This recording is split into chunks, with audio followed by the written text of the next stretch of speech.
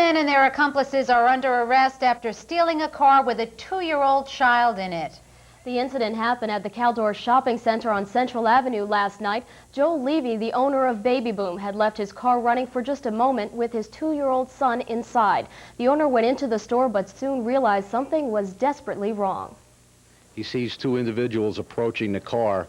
Realizing that they're now opening the door to his car, he runs out of the store, leaped over the hood of his car, and was able to get his arm inside and onto the steering wheel as they're pulling away.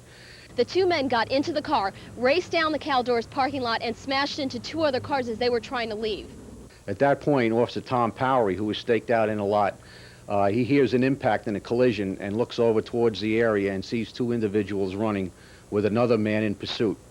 He picks up the individual that's in pursuit of the first two suspects, and that individual informs him that these guys were just trying to steal a car. They chase the two suspects to Roxbury and Central.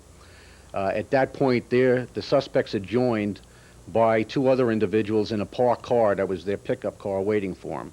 The four men arrested include Damon Jr. of Brooklyn, Andre Posto of Brooklyn, Mark Preston of the Bronx, and Dante Zebulon of New York City. They've been charged with robbery, grand larceny, endangering the welfare of a child, and the unlawful imprisonment of a child. The 2-year-old was not injured and actually slept through the whole incident.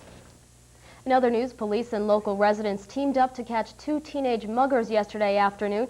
The 14 and 15-year-old Roosevelt High School students are accused of mugging a nurse and her 81-year-old patient. The women were walking on Andover Road by the Chriswood Lake Apartments. According to police, the boys came up from behind and knocked the elderly woman to the ground. The nurse leaned over to help, and the boys grabbed her purse. There were several witnesses to the incident who were able to provide us with a description of the suspects, and also one of the witnesses flagged down an off-duty detention officer. This detention officer observed two youths near 66 Chrisfield Street and identified himself and chased him and was able to apprehend one of them. With the description provided, we unmarked and marked units converged on the area, and a second suspect was apprehended on Alta Vista Drive near Armonk Avenue.